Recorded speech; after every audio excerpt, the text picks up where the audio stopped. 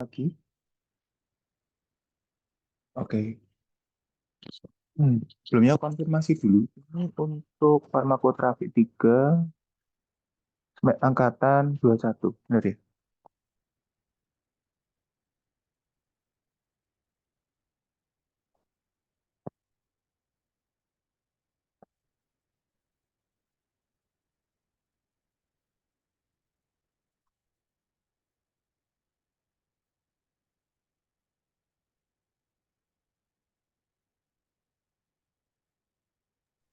Iya benar Kak, ini untuk angkatan 21. Oke. Bentar ya. Untuk suaraku kedengaran? Dengar Kak, aman. Oke.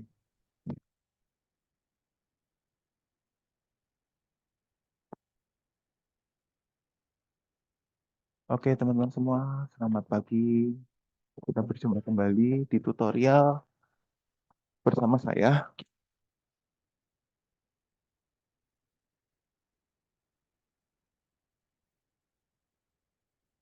Sebelumnya, ini kan angkatan 21. Saya hanya mau mengucapkan dulu, mohon maaf lahir dan batin. Semoga di tahun 1445 Hijriah ini membawa kita ke hal yang lebih baik. Ya. Kemudian yang kedua, kalian nggak bosen no sama aku. Kita tuh udah 2 tahun loh ketemu. Dulu udah pamit, sekarang ketemu lagi. Ya udah nggak apa-apa. Ini antara angkatan satunya yang nggak rela aku pensiun atau oke, ya udah nggak apa nih. Aku mau nyoba download VBG tapi kok nggak bisa. Ya udah nggak apa-apa.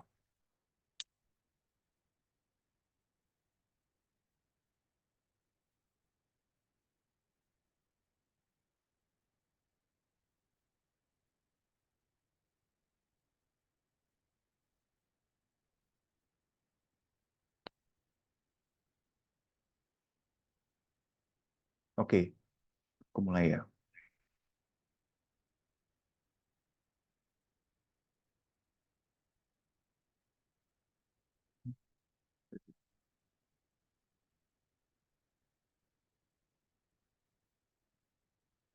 Sudah kelihatan teman-teman? Sudah Kak? Hmm, tapi ngedelay. Bentar.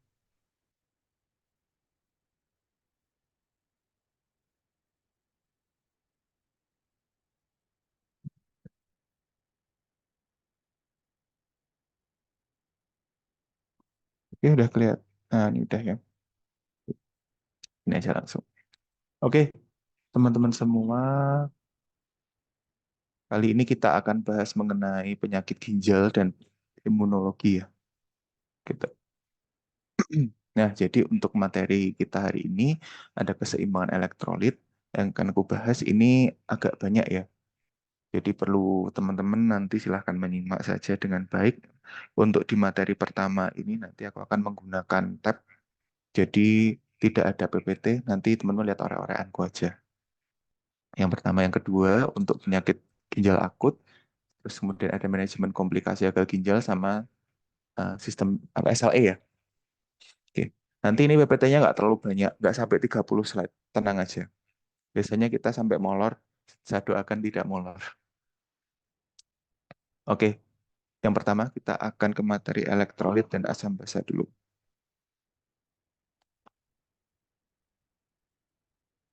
Sorry.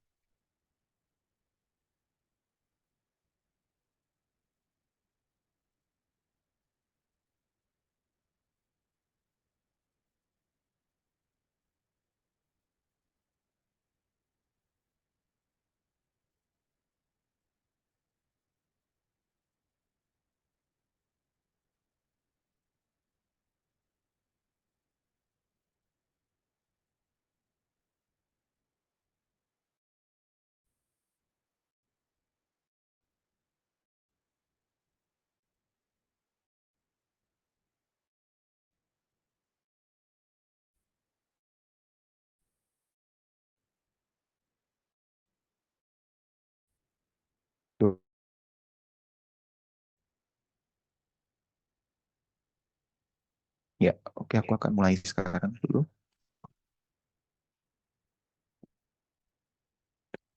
Jadi, kita langsung aja. Di materi keseimbangan asam basa itu ada pertama konsep tonisitas. Nah, itu kaitan hipotonik, hipertonik gitu ya. Nah, kita akan belajar tentang natrium, kalium, kalsium, magnesium. Nah, kemudian untuk kalau kita mau bicara di lapangan teman-teman, itu biasanya tuh memang paling banyak kasus itu adalah di natrium, kalium, dan kalsium. Itu yang paling banyak banget itu kalium, ya, karena itu sering terjadi pada pasien gagal ginjal.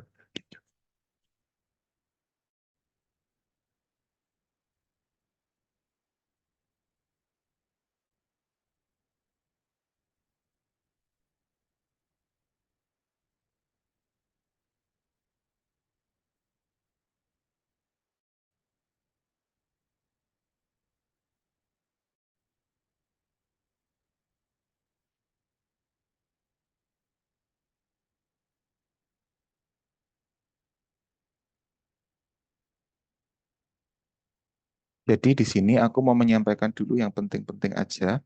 Yang pertama, di sini kan ada osmolalitas. Nah, osmolalitas ini tuh di sini tuh tujuannya untuk apa sih? Jadi osmolalitas itu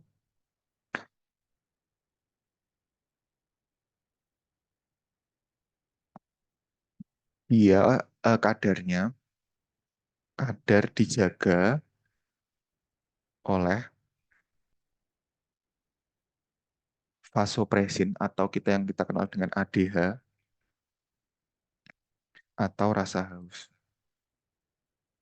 Gitu. Karena kalau misalnya di dalam tubuh itu kelebihan cairan atau kekurangan cairan, osmolal akan terganggu. Gitu. Nah, contohnya apa yang misalnya mengganggu gitu. Nah, itu bisa misalnya hal-hal yang mengganggu. Yang mengganggu osmolaritas itu biasanya adalah overhidrasi atau edema. Artinya apa? Ketika overhidrasi itu tubuh terlalu banyak cairan, gitu ya. Nah, di sini akan terjadi perpindahan cairan ke sel. Jadi osmolalitasnya justru turun. Air ke sel, osmolalnya turun. Ini contoh. Tapi yang paling penting teman-teman ketahui yang ini, ya, gitu.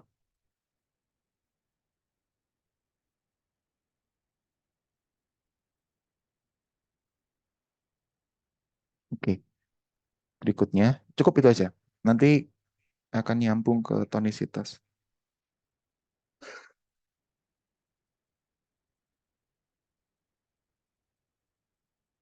Nah, jadi konsep tonisitas itu yang pertama ada yang namanya hipertonik. Nah, apa yang terjadi ketika hipertonik? Ya, kalian harus anggap ini adalah cairan interstitial atau cairan ekstrasel gitu. Nah, di cairan ini ini ada sel,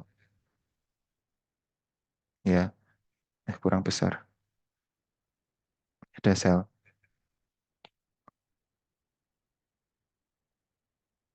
Nah, di sini itu kalau kondisi hipertonis itu di sini itu akan banyak cairan atau zat lain. Nah, ketika terjadi kondisi hipertonis seperti ini, berarti tekanan di luar itu sangat tinggi. Otomatis dia akan menekan sel. Ini akan tekan sel, tekan sel, tekan. Yang terjadi apa? sel akan mengkerut karena tekanan. Ya, ibaratnya seperti kamu yang tertekan mau UTS, ya, kamu akan mengkerut lebih kecil karena nggak nafsu makan. Gitu. Nah, sel ini yang mengecil ini disebut namanya di zaman biologi ben apa tahu kan. Yes, mengkerut lah ben gampang. Nah, kemudian kejadian hipertonik ini diperlukan nggak perlu biasanya kalau pada kondisi tubuh pasca operasi itu juga dibutuhkan kondisi hipertonis.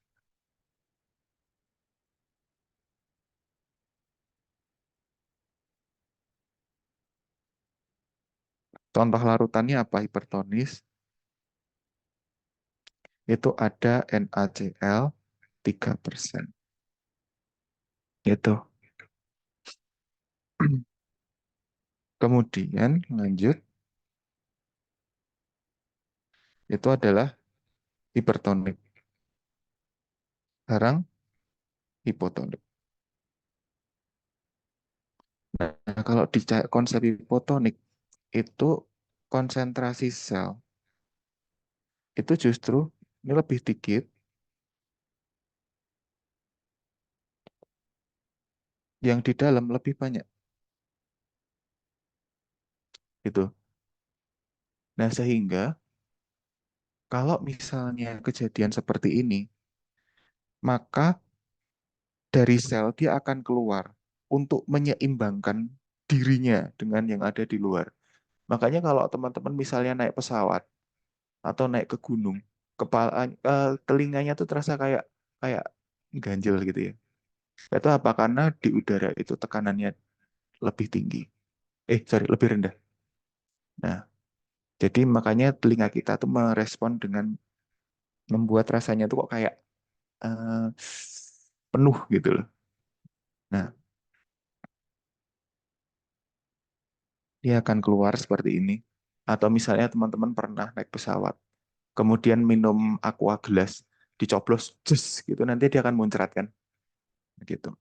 Karena tekanan yang ada di dalam aqua itu cenderung lebih tinggi dibanding lingkungan sekitar.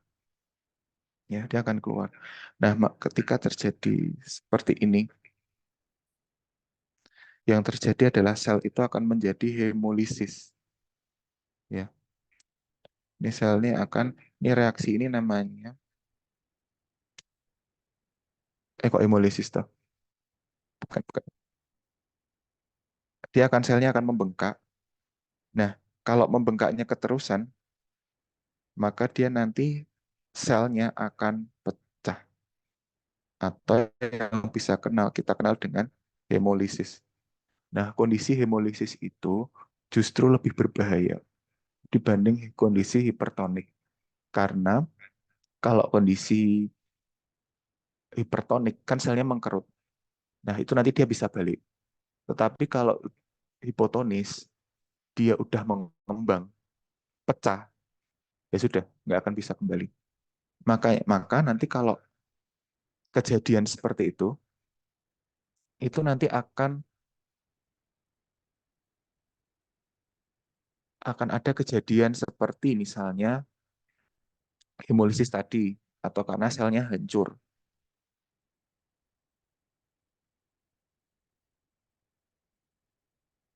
Kejadiannya itu bisa selnya hancur. Ya, atau ada pendarahan otak, edema cerebral, ya, karena pecah.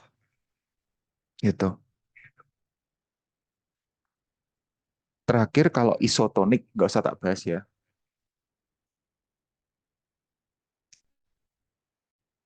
Kalau isotonik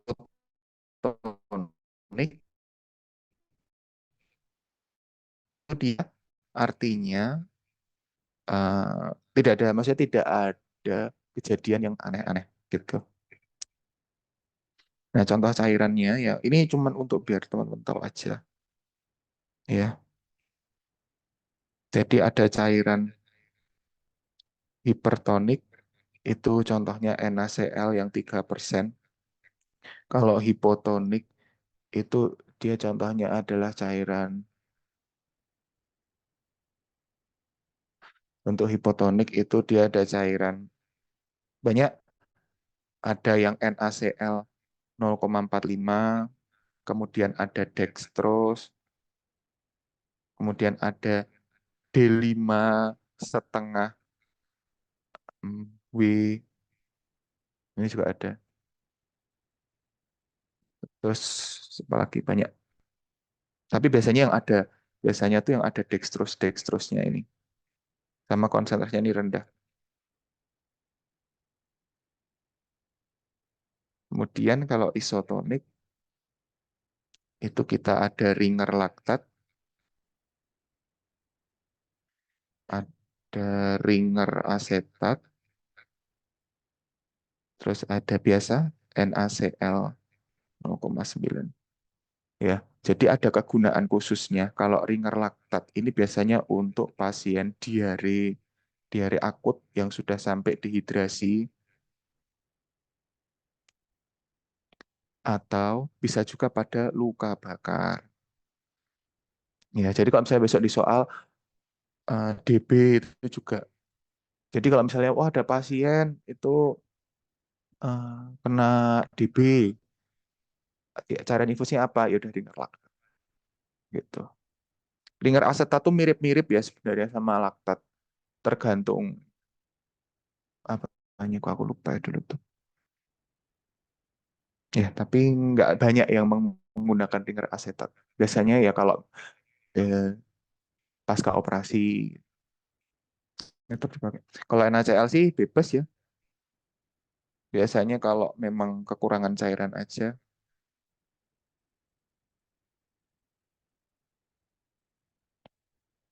gitu. Dehidrasi juga bisa. Tapi karena ringer laktat itu lebih dipilih karena dia itu selain ada kandungan natriumnya, dia ada kalium, kalsium, kemudian ada ya laktatnya itu karena untuk energi juga. Jadi lebih banyak. Kalau NaCl kan dia cuma Na tok gitu. Oke, gitu ya. Itu tentang cairan. Nah, kriteria terapi cairan. Ini yang penting-penting aja yang tak sampaikan. Nah, apakah sebenarnya penting terapi cairan itu diberikan gitu?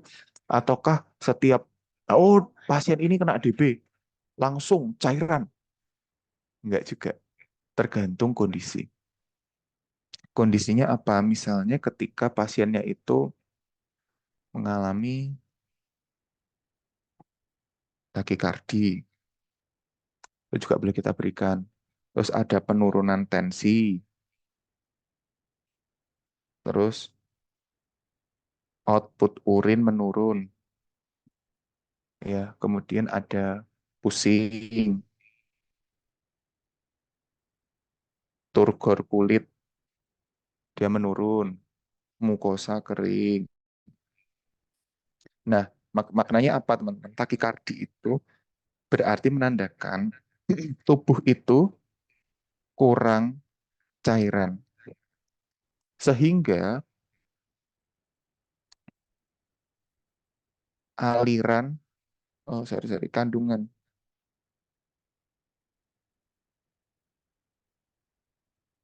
Sehingga kandungan cairan tubuh, cairan di organ, itu kan dia nurun. Nah, otomatis jantung itu bantu pompa gitu. Jadi maksudnya kenapa bisa gitu?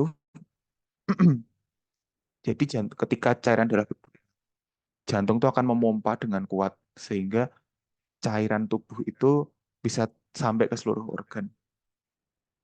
TD-nya menurun jelas. Berarti kan ada penurunan volume. Output urin, turgor kulit mukosa kering ini tuh pertanda dehidrasi. Ya, kalau output urin menurun berarti kan Cairan tubuh menggambarkan cairan tubuh itu sedang berkurang. Turgor kulit itu berarti elastisitas kulit. Kalau kulitmu bagus, dia ditarik dia akan balik. Sama mukosa kering. Mukosa kering kan berarti kan bibirnya kering, apanya keringnya itu berarti menandakan adanya kekurangan cairan. Seperti itu.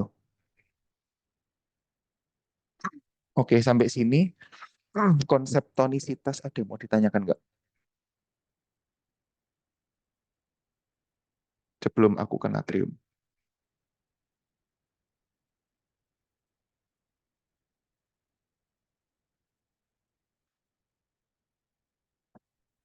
Tidak ada? Oke, lanjut ya. Aman, Kak. Iya, aman ya. Oke, oke. Nah, sekarang ada konsep natrium dan kalium. Jadi aku mau tulis di sini. Nanti ini orang-orangnya tak kasih, tenang aja. Tapi lebih baik kalian mencatat. Ini adalah intrasel. Ini adalah ekstrasel. Oke. Nah, di dalam intrasel itu terdapat kalium. Sedangkan di luar itu terdapat Na. Jadi, kalau dicek darah, kadar kalium itu akan lebih rendah daripada natrium. Natrium itu rentang normalnya di sekitaran 135 sampai 145. Ya, 135. Tapi kalau di kalium itu dia paling tuh cuman 3,5 sampai 5,5 kalau nggak salah. Kenapa? Karena natrium itu posisinya ada di luar ekstrasel. Sedangkan kalium itu normalnya berada di intrasel. Ya, jadi di sini Na-nya itu banyak. Ya, K-nya tetap ada dikit gitu. Tapi posisinya K itu lebih banyak yang ada di dalam sel. Jadi kalau misalnya ini kita diambil darah gitu ya. Nah, ini yang keambil nih, serut masuk gitu. Nggak akan sampai ke kaliumnya. Kaliumnya nggak keambil gitu karena dia posisinya di dalam. Tapi kalau natrium dia di luar, dia akan ketarik. Oke.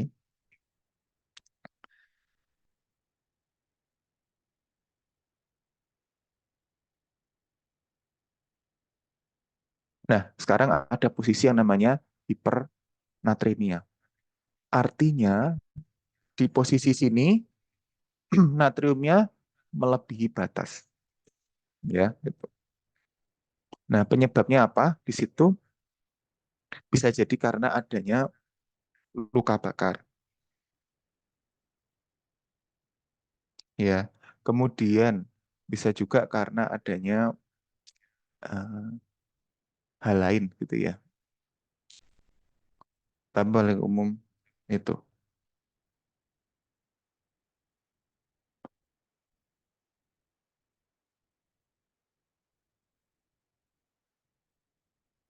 Nah, terus penata laksanaannya dengan apa? Nah, ada dua penata laksanaan. Yang pertama, jika pasien itu mengalami hipotensi postural, maka kamu bisa berikan NaCl biasa. Oke. Atau bisa juga kamu berikan dextrose. Bebas. Terus kalau misalnya ternyata pasien itu mengalami diabetes insipidus, kamu bisa berikan yang namanya desmopressin. Ya. Kalau misalnya nggak ngefek dengan desmo, bisa berikan tiazid.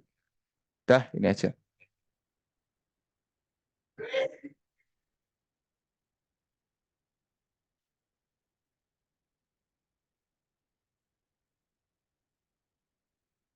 Sebenarnya pengatasan hipo-hipo, entah itu hiponatremia atau yang lain-lain, itu akan lebih mudah.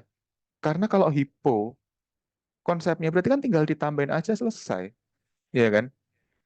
Itu. Tuh.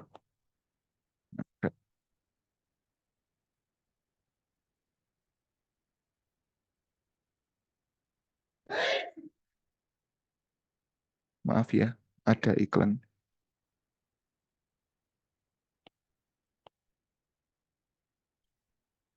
Nah, kalau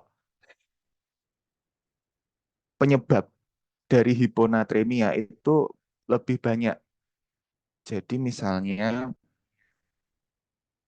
em, cairan hipotonis pos pembedahan. Kok bisa menyebabkan hiponatremia gitu? Padahal kan pemberian cairan hipotonik. Gini, teman-teman.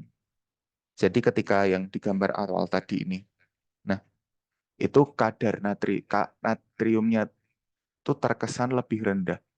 Karena apa? Cairan hipotonis itu banyak pelarutnya. Berarti dia akan lebih banyak, gampangannya airnya lebih banyak. Ketika jumlah airnya lebih banyak, maka konsentrasi natrium akan menurun. Sehingga natrium itu kadarnya akan tampak lebih rendah. Ya, jadi misalnya ini ada, ini kan dia kan ada Na, karena diberi cairan hipertonik berarti kan airnya akan membanyak, lebih banyak. Nah, otomatis konsentrasi Na turun. Tapi Na-nya tetap gitu loh. Na-nya tetap. Tapi dia konsentrasinya yang menurun gitu. Kemudian ada sekresi ADH. ADH itu kan dia kan anu ya teman-teman, eh, mengatur pipis. Jadi kalau ADH-nya dia tinggi, pipisnya akan rendah. Gitu. Kok bisa menyebabkan hipo? Sama kasusnya. Jadi kalau cairan di tubuh kita tinggi, airnya tinggi, berarti konsentrasi natriumnya akan menurun. Ya, itu konsepnya. Kemudian ada SIADH atau sindrom appropriate ADH. Gitu. Jadi di sini tuh dikatakan pelepasan ADH-nya berlebihan. Sama atau konsepnya? Intinya ADH-nya berlebih. Terus penggunaan obat. Contohnya apa? Diuretik.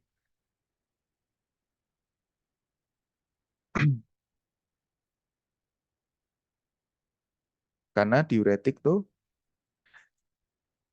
meskipun dia membuang cairan, kamu kan tahu ya efek samping diuretik. Nah, esonya diuretik apa dia buang natrium dan kalium. Contohnya tiazid, dia membuang natrium dan kalium sehingga kadarnya di dalam tubuh menurun. Ya, kemudian ada gagal ginjal. Nah, kalau gagal ginjal sih ya udah sih memang regulasinya terganggu kan. Dia mau buang cairan aja butuh energi. Nah, untuk terapinya, kalau untuk terapi hiponatremia itu bisa dengan tolvap. Aku pakai merah aja.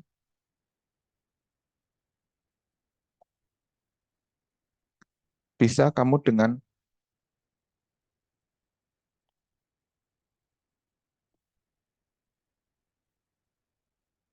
tolvaptan atau konifaptan gitu. Atau bisa dengan demeklosiklin. Atau teman-teman bisa juga eh udah itu aja. Nggak mumet. Oke.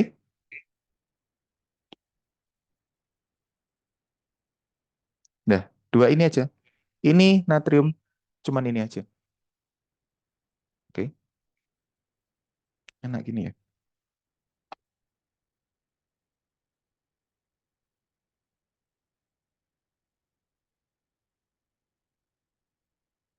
Nah, ya. Oke, lanjut. Sekarang kita ke kalium. Kalium itu dia jumlah yang ada di intrasel kan lebih tinggi dibanding luar, ya kan? Nah, jadi yang pertama penyebabnya apa sih? Intinya kalium itu keluar, keluarnya lebih banyak. Oke, jadi bisa jadi karena ada apa? Peningkatan intake kalium, ya kan? Kemudian ada obat, gitu. Obatnya itu berarti dia memiliki aksi memindahkan kalium dari dalam keluar. Contohnya apa? Beta blocker. Kemudian bisa juga dengan digoxin, itu bisa. Atau memang adanya retensi kalium. Jadi kalium di dalam tubuh itu ditahan, gitu. Biasanya karena apa? Gangguan ginjal. Terus ada hipoaldosteron. Kenapa kalau hipoaldosteron? Jadi aldosteron itu kan tujuannya untuk meningkatkan tekanan darah, ya kan? Dia juga ada regulasi untuk mengontrol urin. Jadi kalau memang aldosteronnya rendah, berarti urin yang dikeluarkan akan sedikit, otomatis kaliumnya pun tertahan, gitu. Ya. Kemudian ada obat-obat lain yang bisa menyebabkan hipokalemia, hiperkalemia, bisa dicatat sering keluar di UKI. ACEIARB. Kemudian ada spironolakton. Ya, itu menyebabkan hiperkalemia. Ini sering keluar. Tak kasih bintang. Ya, kalau gejalanya, gini, itu kan kalau kita di PPT itu kan kamu lihat ada kelemasan otot. Ingat kembali konsep yang pernah aku ajarkan. Na untuk kontraksi, kalium untuk relaksasi. Jika kadar kalium itu tinggi, berarti akan ada relaksasi di situ. Makanya kalau kamu lihat di PPT, kelemahan otot, ada hipotensi, konduksi jantungnya tidak normal. Kan banyak tuh, kamu bisa lihat.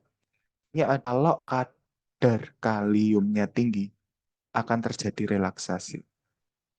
Seperti itu. Tapi kalau natriumnya dia lebih tinggi, nah itu nanti dia ada potensi seperti kayak pusing gitu. Jadi ya konduksinya meningkat. Nah, kemudian terapinya gimana? Nah, jadi kalau pada pasien dengan hiperkalemia itu ada 3 macam terapi yang bisa dipilih. Ya, yang pertama itu aksinya adalah menambah jumlah kalsium karena di sini itu berbandingan kalium. Kalau kalium tinggi, kalsium rendah. Kaliumnya rendah, kalsium. Oke. Nah, jadi kalau di sini tuh kita bisa berikan suplementasi kalsium seperti apa? Kalsium karbonat, kalsium laktat, gitu. Atau bisa dengan kalsium glukonat. Pokoknya ada CA-nya, gitu. Nah, kemudian apalagi yang kedua yang ada meningkatkan perpindahan kalium ke sel. Jadi kaliumnya dikembaliin ke dalam sel,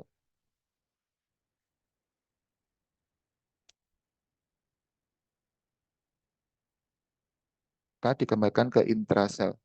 Contohnya obatnya apa sih? Itu bisa dengan insulin plus D5W. Jadi teman-teman jangan kaget. Kalau besok misalnya kalian PKPA di rumah sakit, itu ada pasien gagal ginjal, itu dia mengalami hiperkalemia, diberikan insulin dan glukosa. Kenapa bisa seperti itu? Padahal dia nggak ada diabetes. Karena ketika insulin tinggi, gini, insulin untuk masuk ke dalam intrasel itu butuh kalium. Jadi kalium di dalam yang ada di luar sel itu dipakai untuk memasukkan insulin. Gitu. Jadi gini, ini sel, ini intrasel, ada insulin I ini ya. Itu untuk masuk itu butuh kalium. Jadi kalium yang terlalu banyak ini dia akan memasukkan insulin. Nah, otomatis kalau insulinnya udah masuk, kaliumnya bisa turun gitu.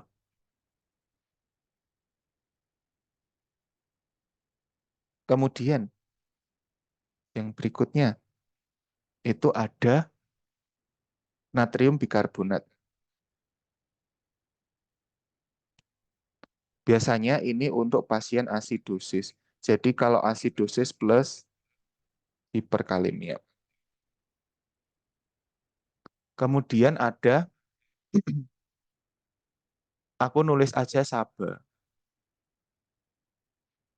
Kenapa SABA? Itu kan contohnya salbutamol. Kok bisa meningkat, menurun kadar kalium? Nah, gini teman. Jadi ketika pasien asma, itu kan terjadi yang namanya kontraksi otot polos di bronkus. Kontraksi. Kuncinya kontraksi.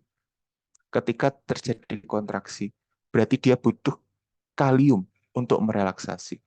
Sehingga kalau kadar kaliumnya dia lebih tinggi, maka kaliumnya tuh nanti dia akan masuk ke dalam sel, yang sel tak maksudnya yang ini, dia akan masuk ke situ, otomatis kadar kaliumnya bisa turun. Kayak gitu. Makanya orang setelah, bagi penderita asma, setelah kamu di nebulizer, biasanya kamu akan lemes. Cek aja. Atau setelah minum salbutamol, kamu akan lemes. Cek aja. Terakhir, ada obat yang aksinya meningkatkan ekskresi K atau membuang kalium. Contohnya adalah natrium polistiren sulfonat. Nggak mesti natrium, bisa kalium, bisa kalsium. Kalau di sediaan kita, kamu bisa cari namanya kalitik. Nah, itu dia intinya yang kepake itu polistiren sulfonatnya. Dia bisa membuang kalium. Tuh. Atau loop diuretik juga bisa. Karena dia intinya adalah sebenarnya gini, lebih bagus natrium polistiren gitu daripada diuretik, karena diuretik itu kan pembuangan kaliumnya nggak sebagus, ya lumayan bagus sih, cuman kayak kurang kuat aja gitu.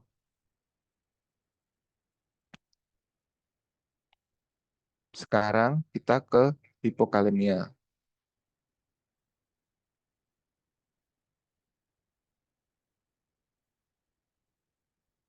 Nah, kalau hipokalemia itu ngapa sih?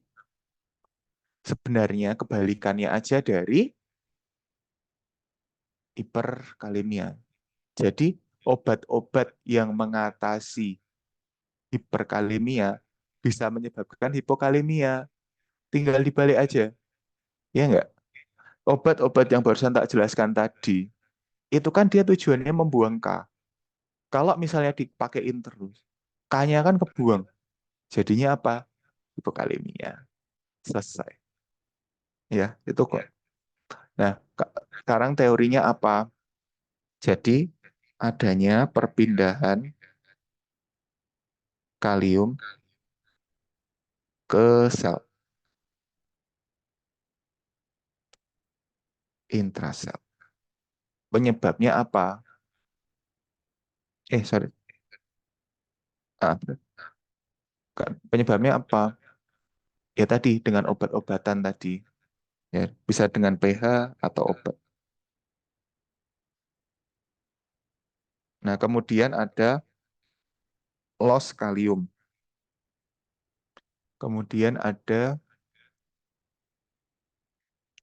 eh, mineralokortikoid berlebihan sama hipo Mg.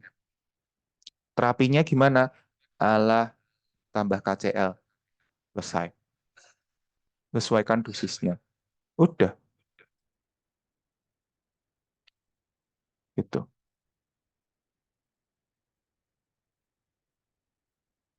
Kalau misalnya kelebihan, kekurangan Na, kasih aja NaCl hipertonik, boleh. Kalau kekurangan kalium, kasih aja kalium klorida. Kekurangan magnesium, kasih aja magnesium sulfat. Gitu. Kekurangan kalsium, kasih aja kalsium glukonat, kasih aja kalsium laktat, boleh. Ya. Jadi kalau hipo itu lebih mudah.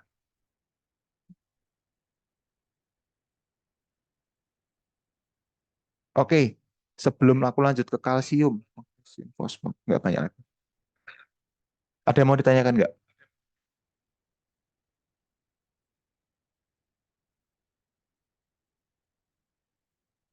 3, 2, 1. Oke, lanjut dulu ya. Jadi kalsium itu ada korelasi dengan PTH dengan vitamin D. Ya, jadi ini nanti akan lebih berguna di gangguan ginjal. Jadi PTH itu berbanding lurus dengan P. Dia berbanding terbalik dengan Ca. Berbanding terbalik dengan vitamin D. Oke.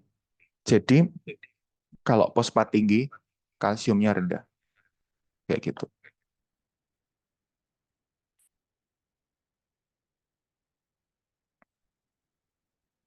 Nah, penyebabnya apa? Hiperkal hiperkalsemia itu.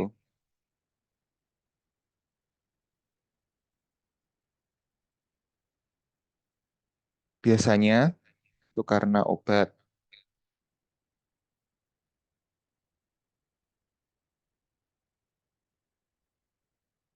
Ada tiazid, kemudian ada vitamin-vitamin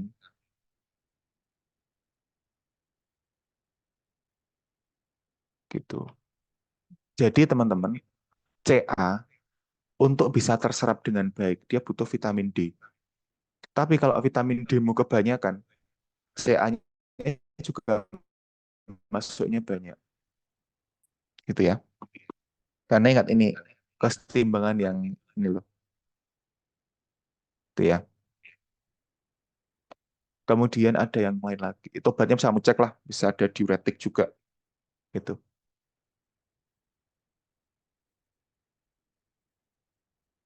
Bisa juga karena keganasan.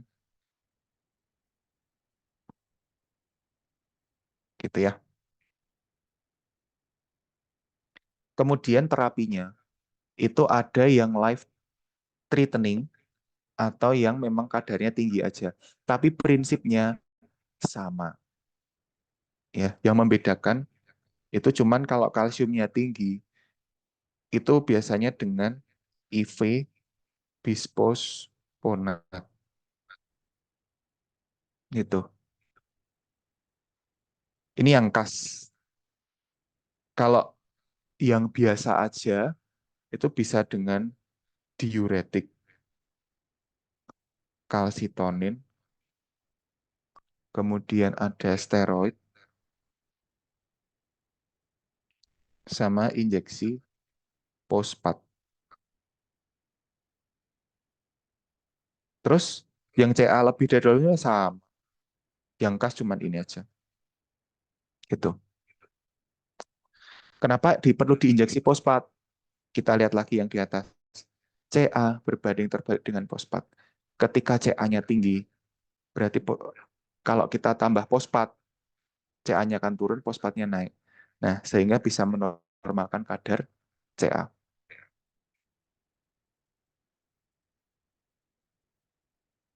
Sekarang kalau hipokalsemia, itu biasanya sering terjadi pada pasien gagal ginjal.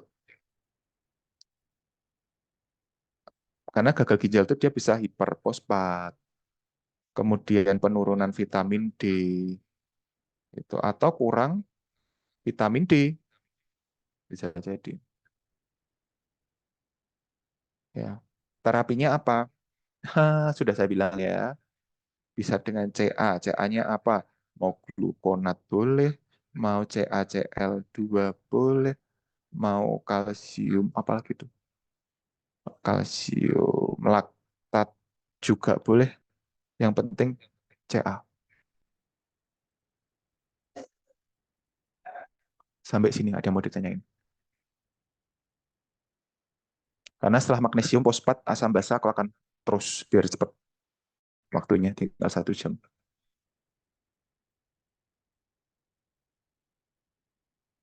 3, 2, 1. Oke. Jadi kalau hipermagnesemia itu adalah penyakit yang jarang terjadi. Ya, jarang banget. Jadi aku kan hanya menyampaikan terapinya aja apa. Oke. Jadi untuk hipermagnesemia, kalau dia asimptom, bisa kamu kasih NaCl aja. Yang salin ya, atau loop diuretik.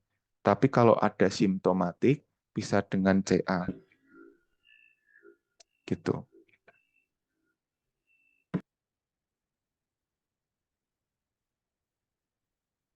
Ada yang mau tanya?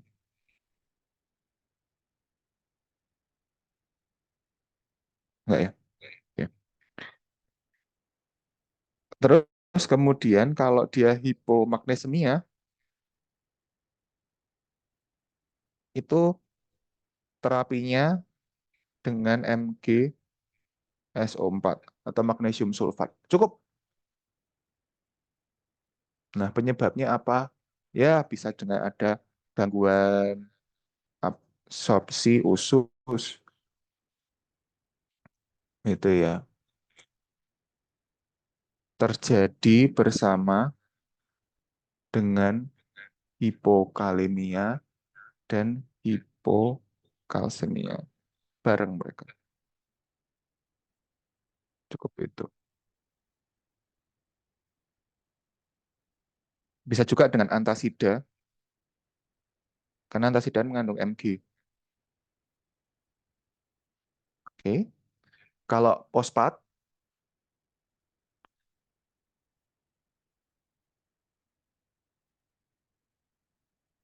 itu biasanya kalau hipopospatemia, itu kan terjadi pada pasien dengan gagal ginjal. Nah, bisa juga kamu berikan kalium fosfat, pokoknya senyawa yang ada fosfatnya.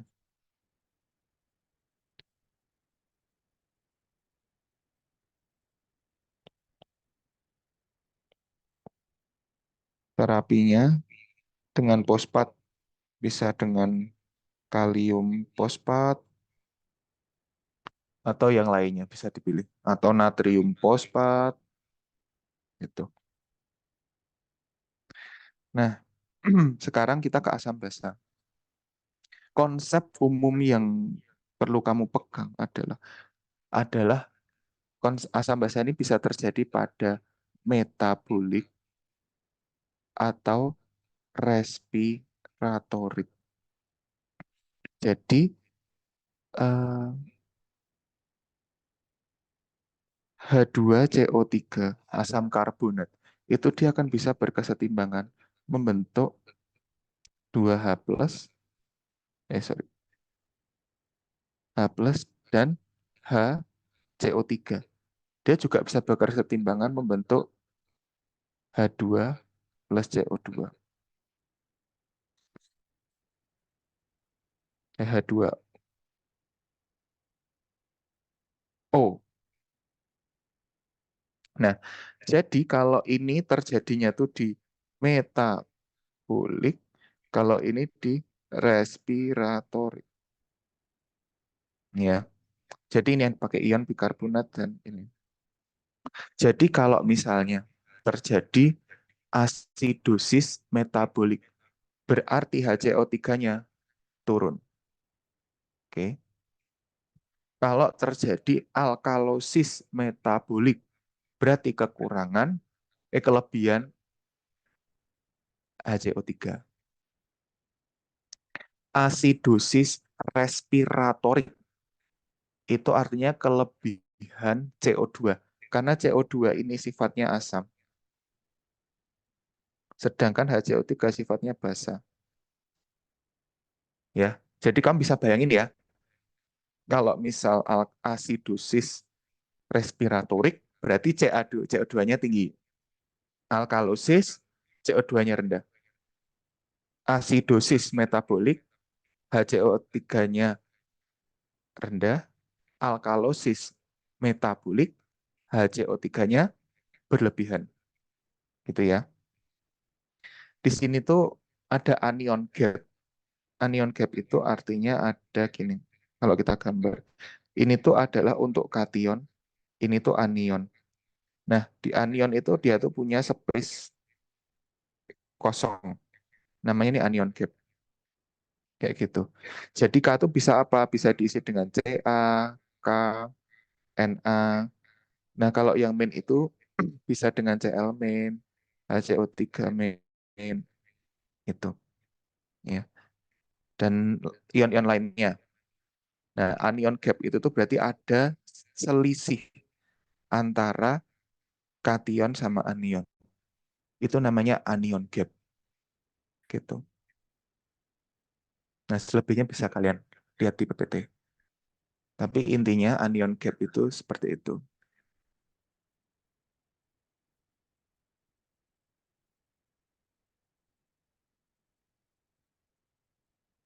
Nah, penyebabnya asidosis metabolik itu apa sih? Yang pertama bisa karena obat. Contohnya metformin. Jadi metformin itu menyebabkan asidosis metabolik gitu.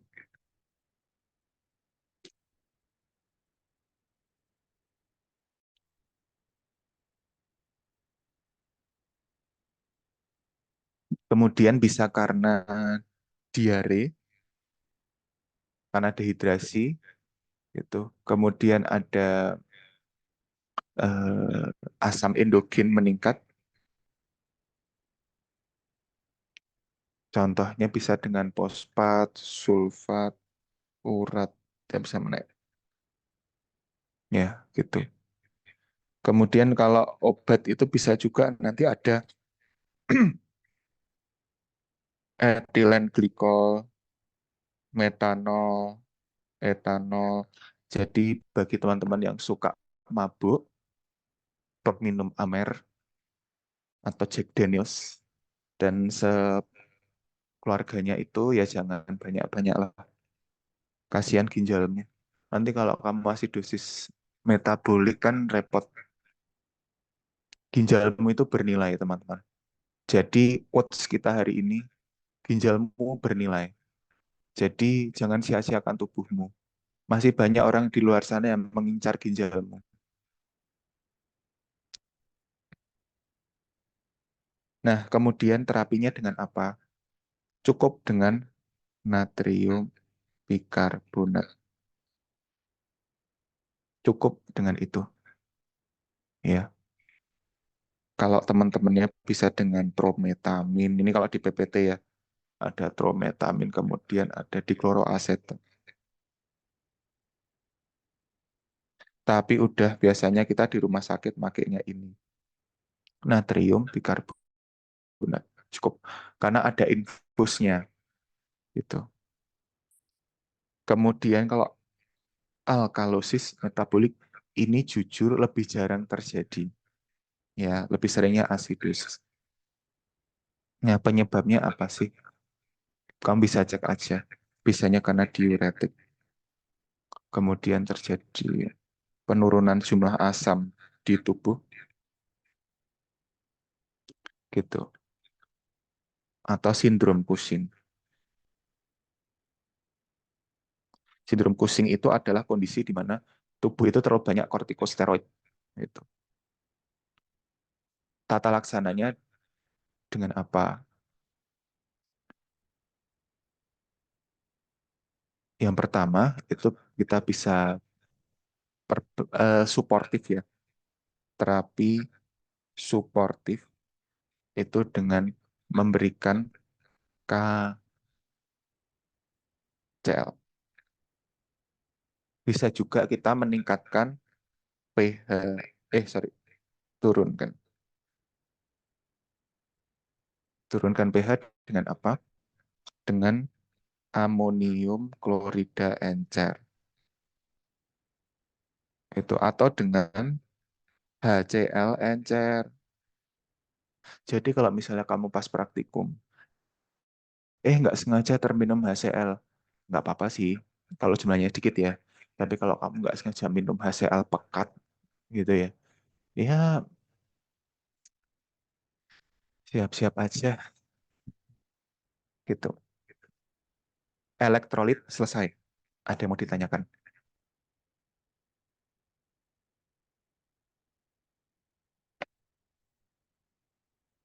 Kalau nggak ada, ketik angka 0.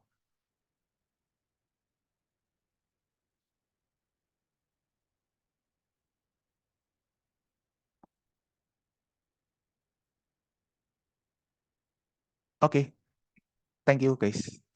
Spam nolnya banyak sekali. Ya sudah, cukup. Oke, kalau gitu aku lanjutkan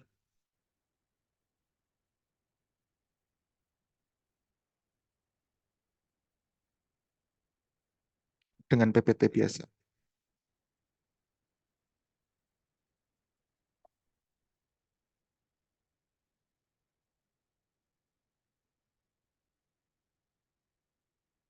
Oke, kita sekarang ke materi ginjal akut.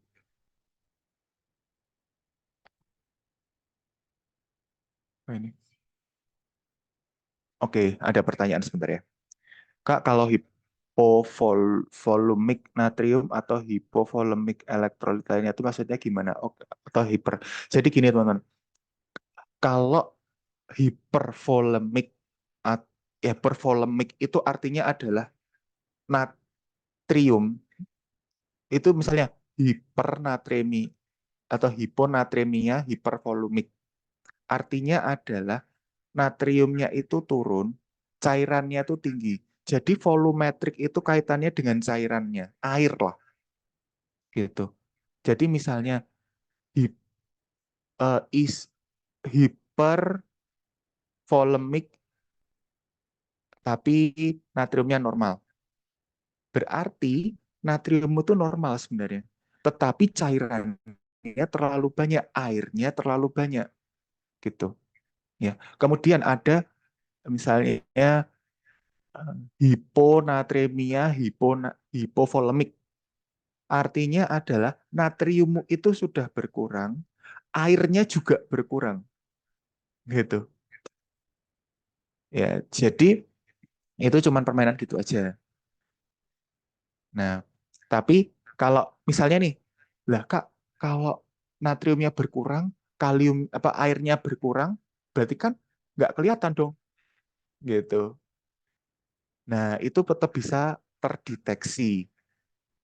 Karena kalau orang penurunan cairan bisa dilihat tuh dari kondisi tubuhnya, misalnya kayak yang tadi, oh turgiditasnya menurun, mengalami takikardi, kemudian mengalami eh, lemes misal gitu. Oh, berarti bisa kita lihat nih dari kondisi fisiknya pasiennya mengalami hipovolemi. Dari cek labnya, loh natriumnya kok rendah. Oh, berarti hiponatremia, hipovolemi gitu. Atau hiponatremia, euvolemi gitu ya. Kalau euvolemi berarti natriumnya aja yang turun, airnya normal. Hipervolemi, hiponatriemia. Oh, berarti natriumnya rendah, air di tubuhnya banyak. Berarti kita perlu berikan NaCl 3%. Karena dengan jumlah Na yang pekat, dengan air yang lebih sedikit, bisa membantu regulasinya. Seperti itu, Alivia. Maaf, Saru, tersebut nama. Iya, oke, sama-sama. Sudah jelas? Kalau jelas, silakan kasih emot jempol.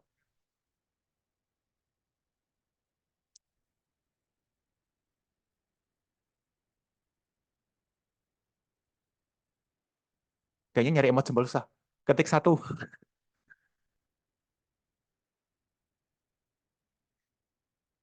Udah paham? Ali? Ya, oke, sip. Sekarang kita lanjut ke materi ginjal.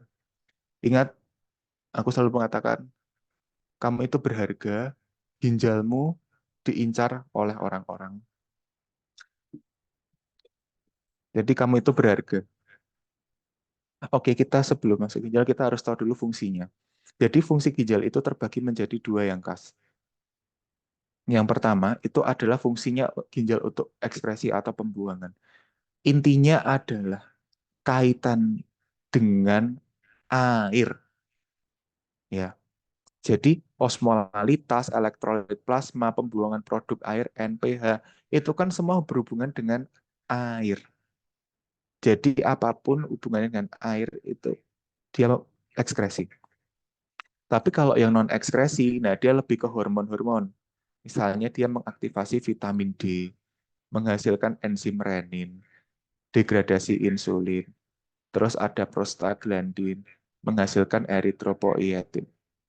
Nah, jadi pada pasien dengan gagal ginjal, pasti vitamin D-nya tidak teraktivasi. Makanya kekurangan vitamin D. Aktif. Vitamin D itu ada yang teraktivasi, ada yang tidak. Kemudian menghasilkan renin. Reninnya berkurang. Berarti regulasi tekanan darah terganggu. Degradasi insulinnya terganggu. Berarti pada pasien DM dengan ginjal perlu diwaspadai. Harus ada penyesuaian dosis insulin.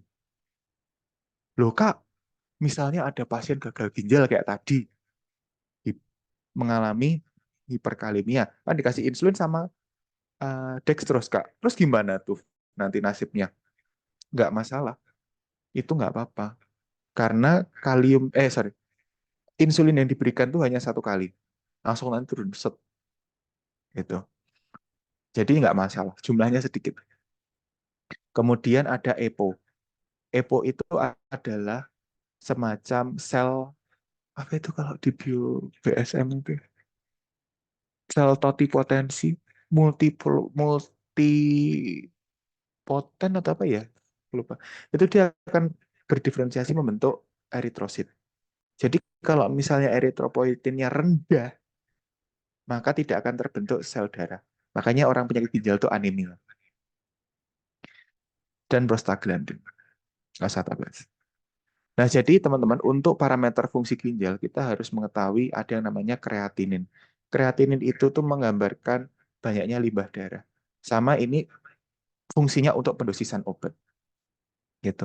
Karena nanti kalau kamu lihat itu, misal pada penggunaan ACE-ARB, itu kalau CLCR sudah di bawah 30, sudah kontraindikasi. Metformin, CLCR di bawah 45, kontraindikasi. Maka kreatinin ini sebagai parameter. Lalu apakah kreatinin itu bisa membaik gitu? Tahu tentu bisa.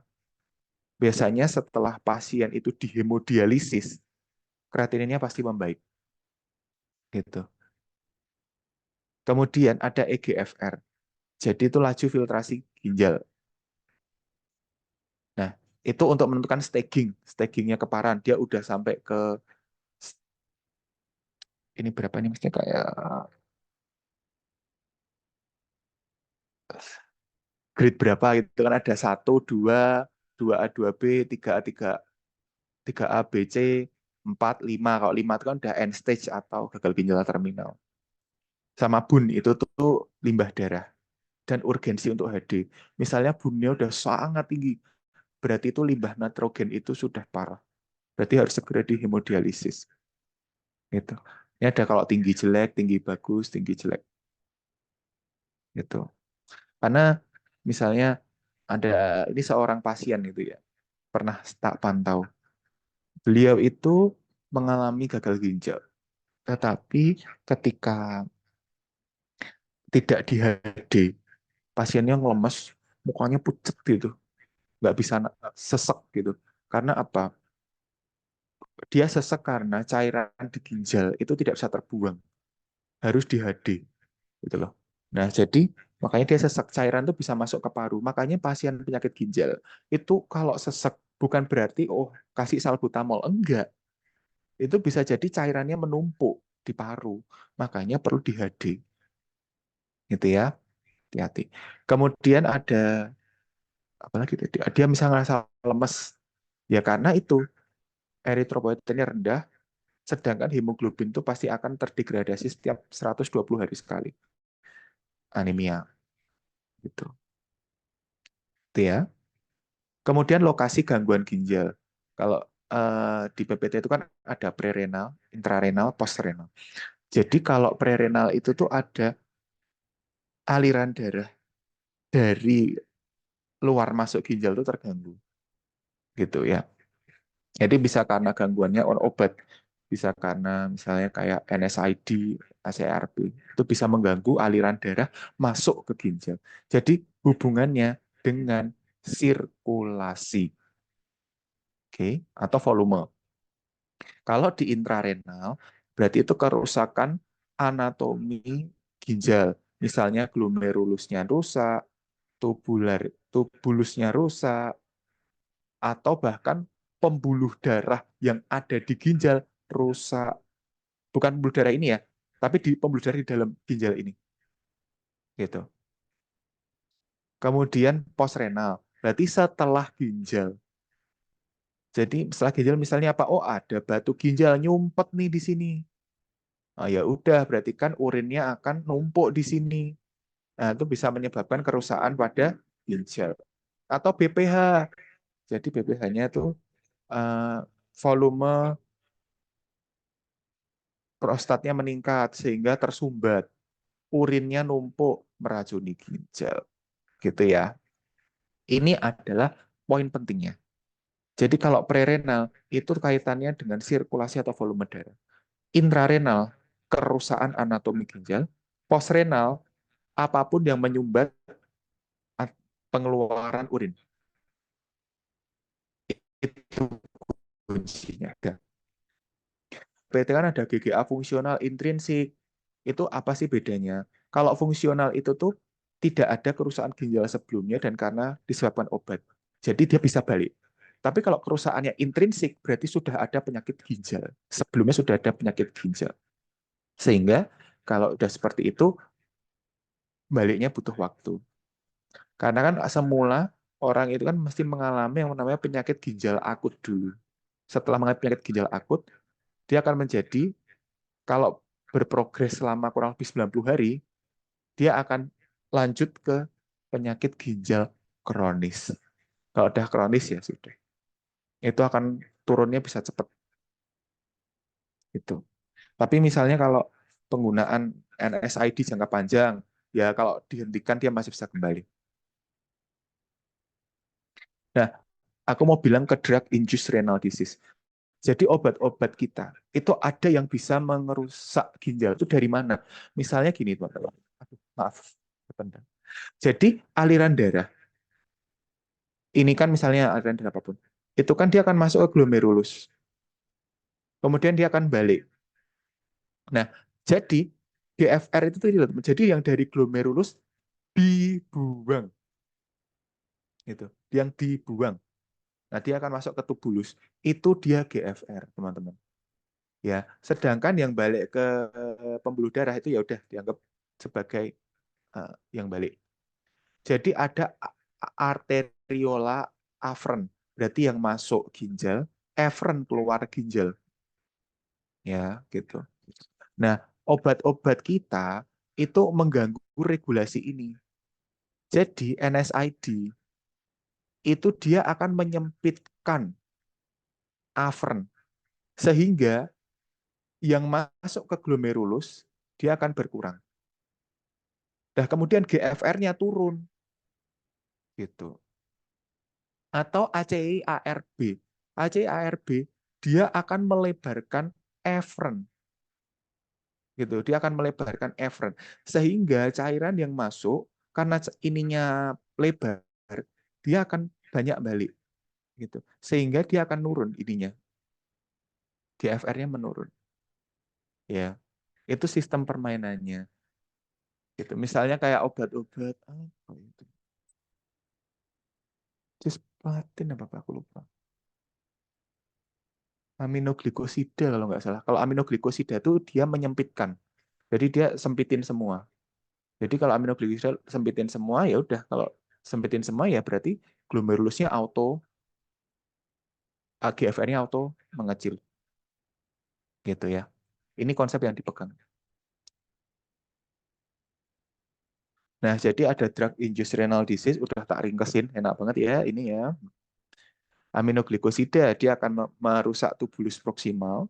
Jadi solusinya adalah adjustment dosis. Makanya kemarin kamu belajar TDM, fungsinya itu untuk mengadjust dosis. Ada kontras media. Dia itu toksisitas tubulus sama iskemia ginjal. Kok bisa? Jadi kontras media itu kan senyawa beracun.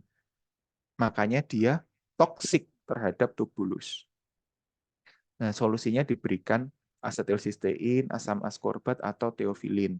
Biasanya kalau asetilsistein sama asam askorbat itu untuk antioksidan, kalau teofilin itu untuk mengurangi resiko nefropati. Ada platin. Nah, kamu setahu senyawa platina toh?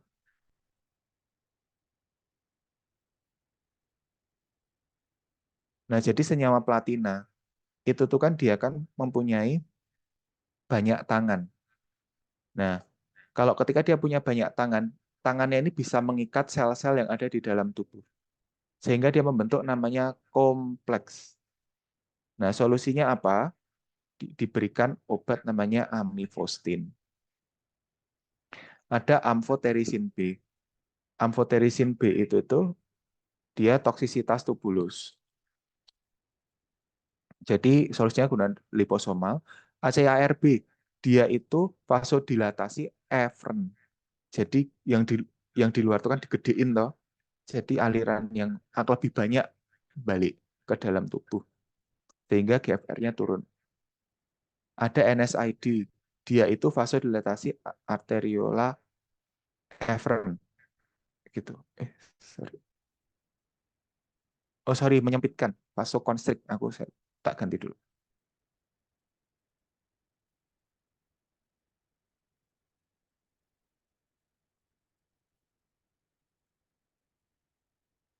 Nah gitu. Jadi dia menyempitkan, jadi GFR-nya turun. Obatnya kalau misalnya ada nyeri ya pakai sulindak namanya. Tapi itu di Indonesia nggak ada. Terus ada siklosporin atau tacrolimus, dia akan vasokonstriksi afren sama kayak NSAID ya. Jadi solusinya dikasih CCB. Jadi dia akan mendilatasi afrennya. Gitu. Ini solusi yang tak asik, yang warna merah, yang diapelin itu aja. Kalau pencegahan umum ya udah hidrasi kuat, penyesuaian dosis gitu-gitu. Jadi tata laksananya adalah teman-teman, di sini tuh perlu aku kasih notes. Tidak ada obat spesifik, tetapi tergantung progresivitas penyakitnya. Ya, jadi kalau misalnya gangguannya elektrolit, nah kalau misalnya dia hiperkalemia ya udah hindari kalium atau kita berikan kayak yang polistiren tadi. Kalau hipernatremia ya udah kasih aja misalnya diuretik gitu. Terus kalau misalnya dikontras nih, habis dikontras, wah gimana nih? Ya udah bisa diberikan bikarbonat atau NS sebelum kontras. Jadi biar kayak semacam oh, menghidrasi ya gitu. Kalau di besok kalau di rumah sakit ada yang ngomong Big NAT, itu artinya bikarbonat, jangan bingung. Kemudian kalau perlindungan renal bisa dengan NS atau furosemid. Kalau pencegahan iskemia ya dengan ini asam apa yang antioksidan, statin sama kontrol gula. Sama kalau mengontrol cairan kasih diuretik aja.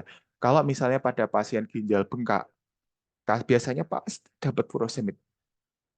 Gitu. Coba aja besok kamu lihat di rumah sakit. Pasti akan banyak yang dapat furosemid. Gitu.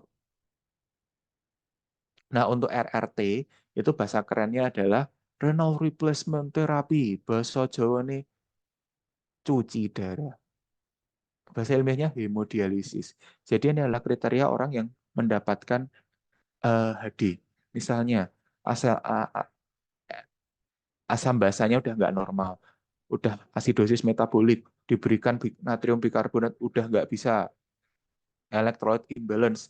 Jadi udah bener-bener kaliumnya tinggi sekali atau magnesiumnya tinggi sekali, dikasih obat udah nggak bisa. Adanya intoksikasi, misalnya ternyata pasiennya ini ternyata gagal ginjal tetapi masih peminum Amer setiap Sabtu gitu di tengah hutan, ya udah gitu. Atau misalnya terpaksa minum fenobarbital gitu. Atau cairannya udah berlebihan bahkan sampai ke paru gitu. Atau uremia atau udah mengalami neuropati, ensefalopati gitu. Jadi udah mengalami kematian sel. Karena kan uremia apa ceritanya kan ke produk N itu kan racun. Dia meracuni saraf, meracuni kepala gitu. Jadi makanya kalau dulu kan belajar FK itu kan ada alkaloid. Alkaloid itu kan kurang disukai karena beracun. Lanjut ya. Oke, sudah selesai. Ada yang mau ditanyakan?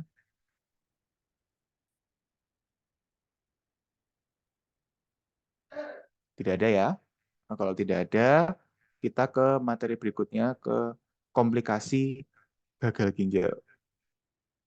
Jadi komplikasinya itu yang terjadi adalah anemia, hiperfosfat, hiperparatiroid, gangguan elektrolit, asidosis metabolik. Itu komplikasi yang sering terjadi. Ya. Nah, jadi anemia pada CKD ini adalah semacam, oke, pelajari ini akan sering keluar. Anemia itu ada 3 jenis. Ada makrositik, normositik, mikrositik. Kalau makrositik itu dia kekurangan B12 dan folat. Kalau normositik dia kekurangan volume darah. Kalau mikrositik kekurangan Fe. Kok bisa namanya? Kalau mikrositik itu kan Fe kecil. Kalau B12 dan folat itu kan senyawanya besar. Makanya disebut makrositik. Kalau Fe kecil, mikrositik. Gitu. Nah, jadi kalau pengatasan anemia itu kalau kan normalnya di atas 12.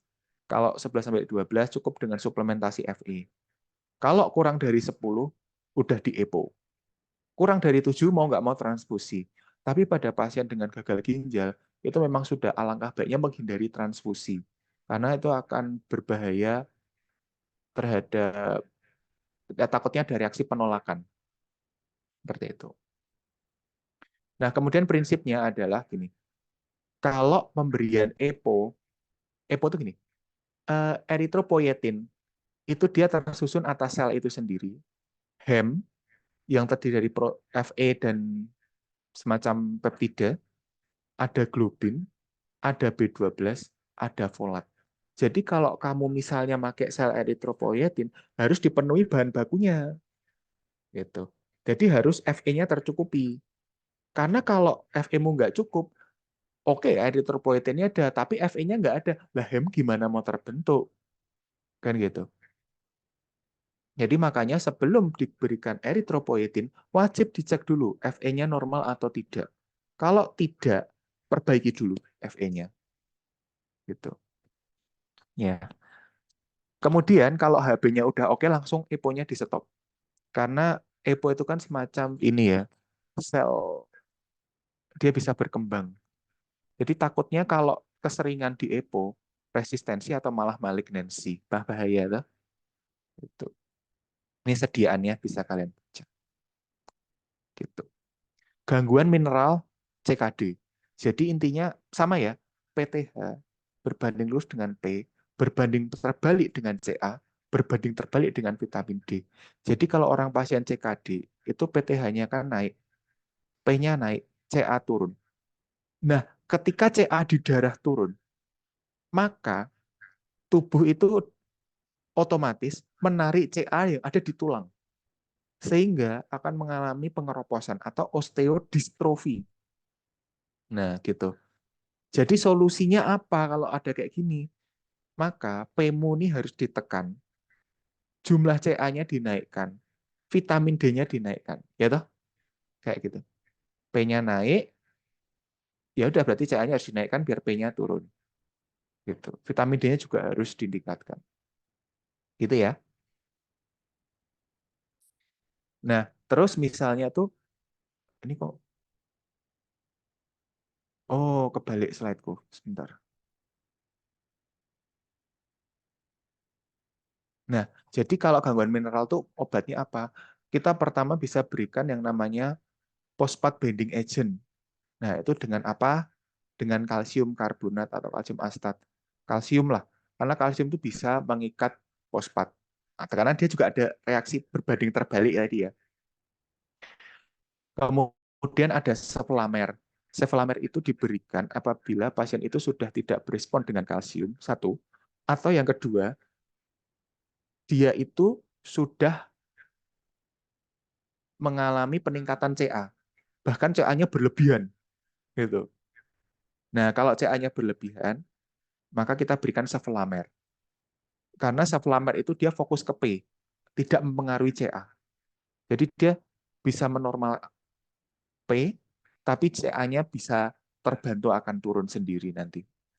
Ya, jadi kalau misalnya wah pasien CKD gitu ya, udah dapat CA, CA-nya berlebihan, mau dikasih apa? Ya udah kasih sevelamer. Terus bisa dengan latanum karbonat, FeAlMg bisa, tapi pemberian Al sama Mg itu perlu diwaspadai daripada pasien ginjal. Nah, kemudian teman-teman, ini yang sering keluar di UKI, absorpsi CA itu terhambat dengan penurun asam seperti PPA atau H2RA. Oke, jadi kalau minum CA harus dihindari dengan obat-obat yang menurunkan asam. Makanya kan kalau di mana tuh di puskesmas itu kalau pasien yang menerima suplemen Fe atau CA biasanya dapat vitamin C. Tujuannya vitamin C itu kan untuk mengasamkan. Jadi penyerapannya akan meningkat gitu. Kemudian ada vitamin D. Karena vitamin D itu bisa menekan PTH sama meningkatkan penyerapan CA. Jadi kalau CA biar normal harus vitamin D-nya terpenuhi. Jenis-jenisnya ada kolekalsiferol, dia alami teraktivasi, kalsitriol, sintetik teraktivasi, ergokalsiferol itu vitamin D2 alami tapi belum teraktivasi. Ini setelah dipilih, biasanya kalau di rumah sakit kita kasihnya kalau nggak kolekalsiferol, kalsitriol. Nah, kemudian ada suplementasi kalsium ya, bisa dengan ini sama ya. Kemudian ada kalsimimetik. Kalsimimetik itu kalau PTH tinggi, P-nya tinggi, C-nya tinggi, CA-nya tinggi. Jadi udah nggak terkontrol. Nah, baru kita berikan kalsimimetik atau bisa kita kenal dengan sinakalset. Tapi itu di Indonesia belum ada. Gitu. Ya. Nah, kalau gangguan kardiovaskuler pada penyakit ginjal, itu pokoknya statin, udah selesai. Kalau misalnya dibutuhkan beta blocker, ACE-ARB, atau antiplatelet, ya bolehlah ditambahkan.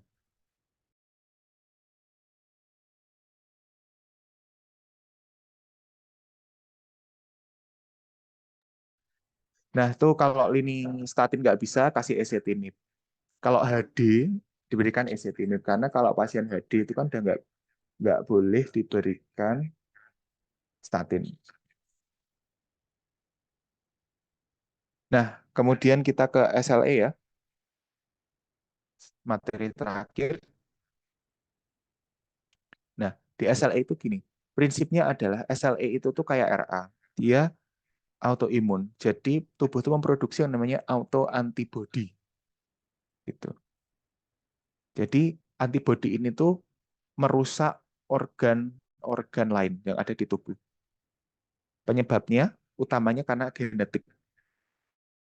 Nah, untuk diagnostiknya kita menggunakan anates atau antinuklear antibody. Gitu.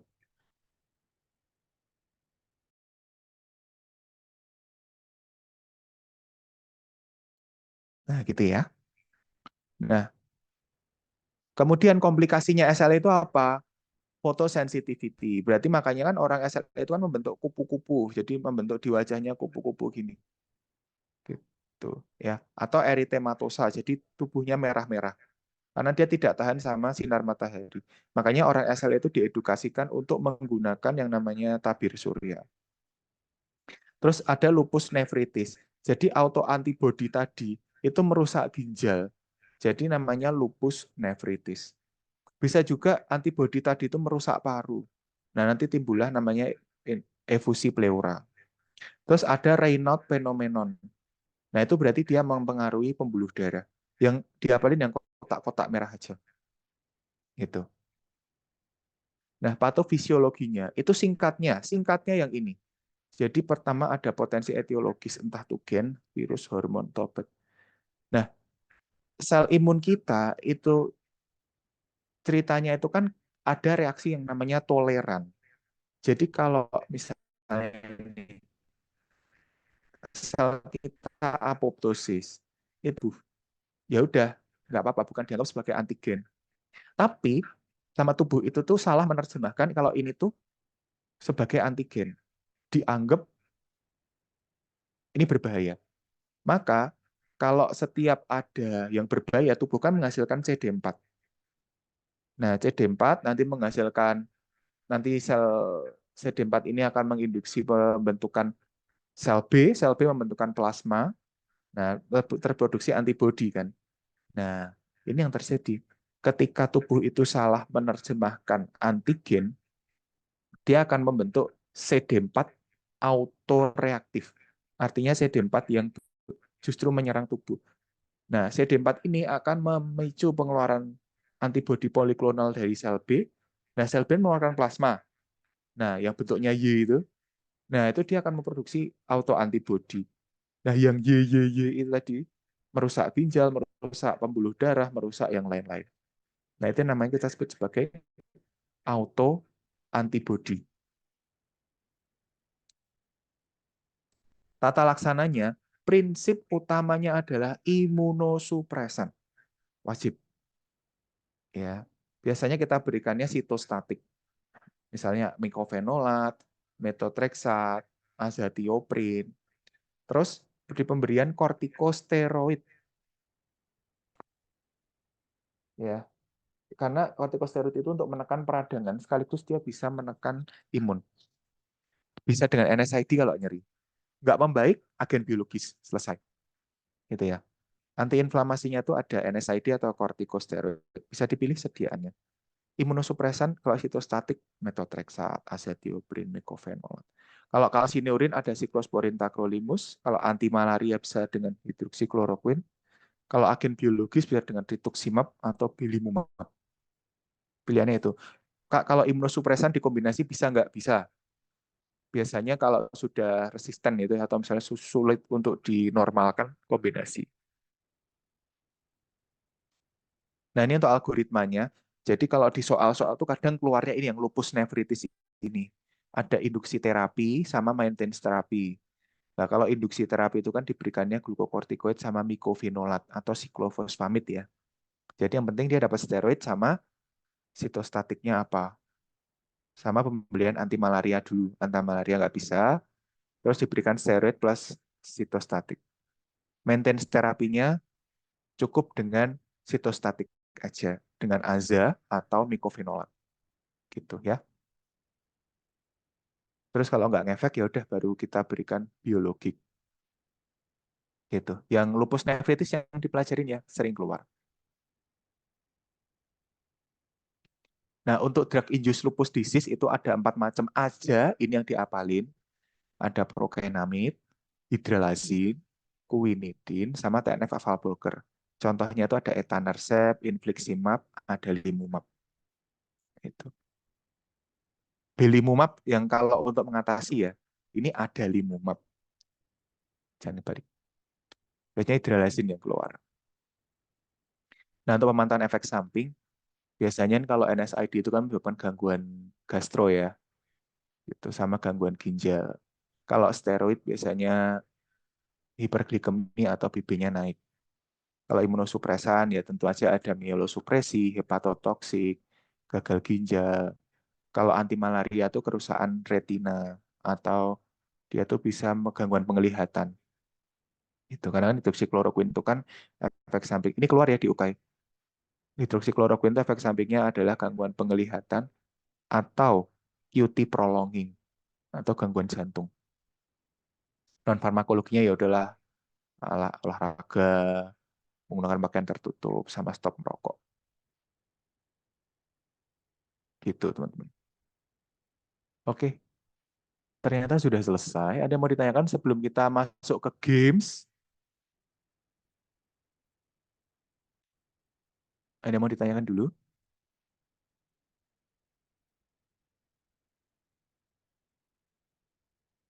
Ini udah berapa sih? 10, 11.23. Oke, cukuplah untuk kita main bentar ya. Oke, kita main bentar lah.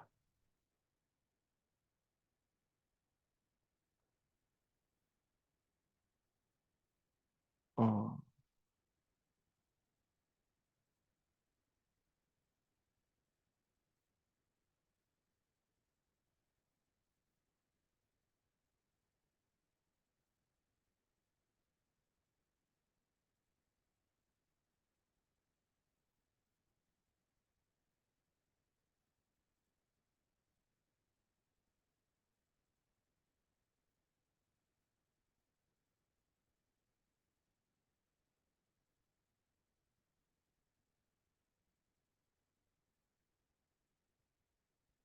oke, sambil kita menunggu, teman-teman ada yang mau ditanyakan?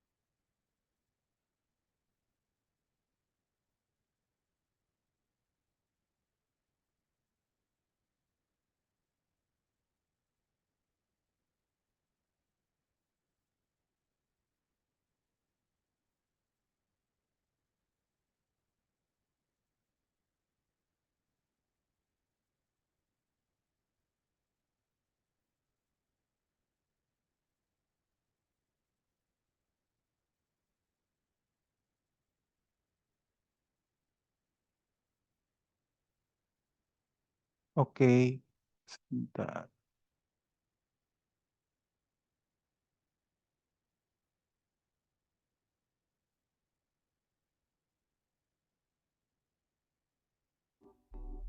Silahkan untuk join bagi yang mau.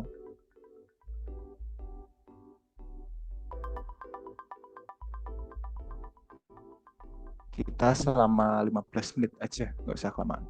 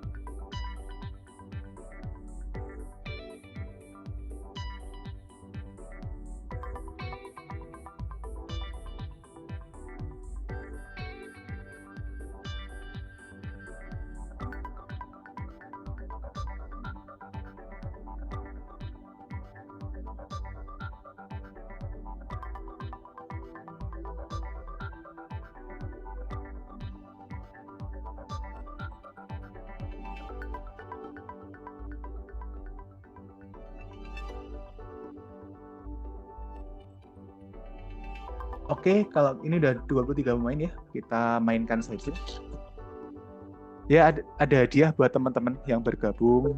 Ya, tenang saja.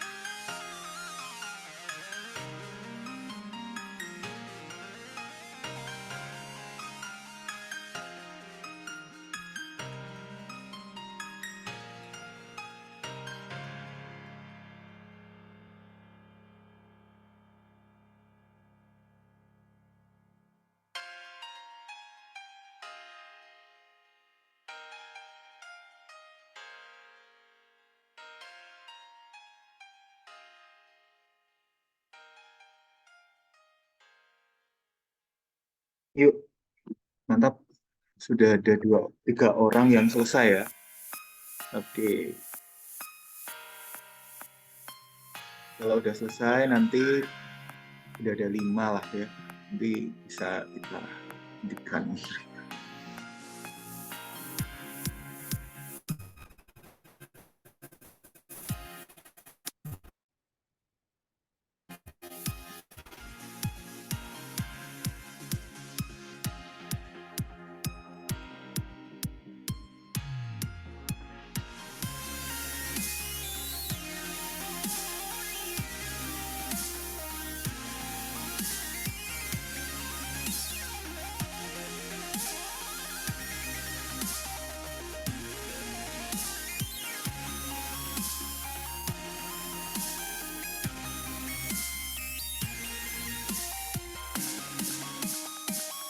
Eh, sorry kepencet. Oke, nggak apa-apa deh. Oke, terima kasih. Ini result upload. Oh,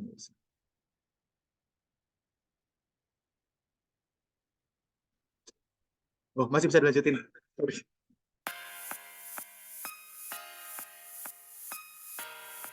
Oke, udah ada enam yang selesai ya. Oke, oke.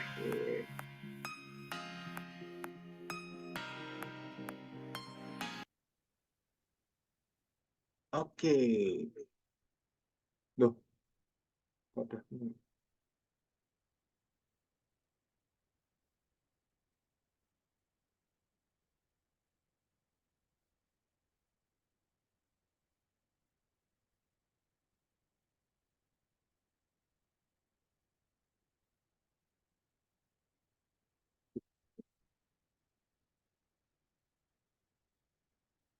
Oke, tadi teman-teman ini yang urutannya Y, Hum, ZZZ, DD, dan CKD. Sorry, Y, Hum, dan ZZZ. Silahkan nanti bisa mengirimkan nomor HP ke saya. Nanti teman-teman di KP bisa dibantu. Lima orang ini ya. Kalau misalnya nggak mau, iya nggak apa-apa sih. Saya tidak rugi. Tak screenshot.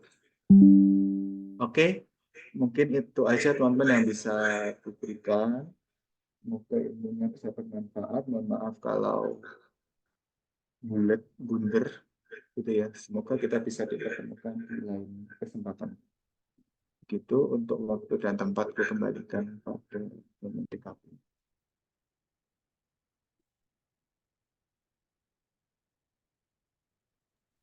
Oke, makasih banyak Kak Riko atas ilmu dan juga pengalamannya dan gamesnya yang tadi seru banget. Semoga itu bermanfaat untuk kita semua ke depannya ya. Oke, sebelum sesi tutor pada hari ini berakhir, kita dokumentasi terlebih dahulu. Kepada teman-teman, mungkin boleh memakai memakai virtual background yang sudah dibagikan di kolom chat dan boleh untuk open kamera. Kita tunggu sekitar 2 menit sampai 11.55 ya.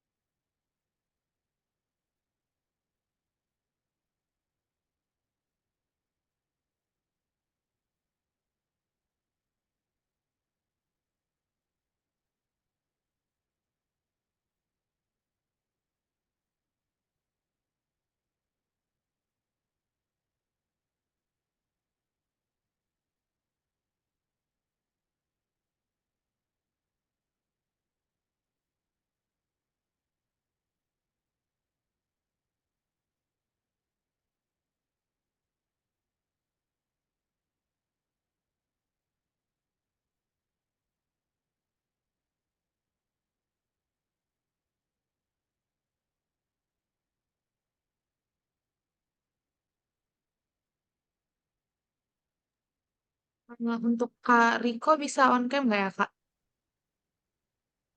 Oh iya lupa, sorry, aku lupa. Oke, karena mungkin biar nggak terlalu lama juga, mungkin kita langsung sekarang aja sih. Kepada sesi dokumentasi kami persilahkan. Oke, aku pandu dari sini ya. Satu, dua, tiga. Sekali lagi. Satu, dua, tiga.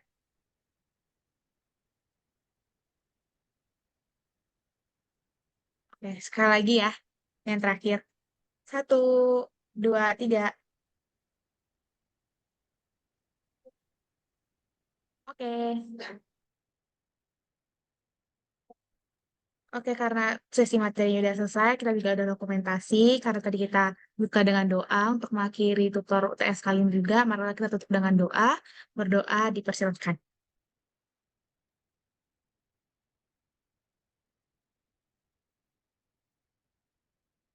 Tidak ada kata cukup untuk berdoa.